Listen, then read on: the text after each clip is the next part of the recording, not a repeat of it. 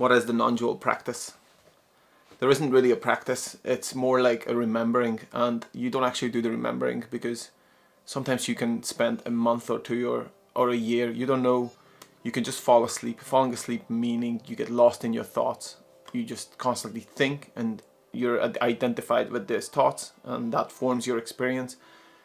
But remembering the truth, or like we can't even call it the truth because we don't know if it's true or not, but non-duality basically means this, and this includes everything. It includes the sensations you feel, the thoughts you can hear. Yes, you can hear them because you don't think them. In some cultures, thinking is actually considered to be a form of hearing. So you hear voices in your head, but people don't look at them as their own thoughts. So what is the practice? The practice is, if you can call it the practice, is just remembering. But this remembering is either happens or it doesn't. There's obviously no one to do it and no one to remember. Reminders could be things like suffering or negative emotions or even positive emotions. Because if you remember the truth being all there is everything. Everything is talking to the camera, everything is thinking, or everything is suffering, and it's perfect the way it is. And this is pretty much a non-dual practice. You can't really say it's a practice because it's not a practice. It's almost like just simply being. So a cat is practicing non-duality by looking through the window, looking at the birds and hunting and killing and sleeping and doing its own thing. The cat is empty of self, just like us, empty of self. So there's no non-dual practice, obviously. What happens is when you grow up, then thoughts start to dominate your experience. What you experience in life it doesn't come from your actual experiences. It comes from your head. It's all an interpretation, and a realization can happen that this is what you experience through your mind is not actually real. It's not reality. Reality is unexplainable. You can't box it in. You can't describe it by your thoughts.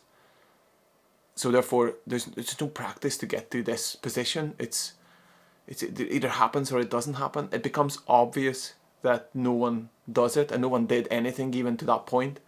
You simply just experienced thoughts, and you have the.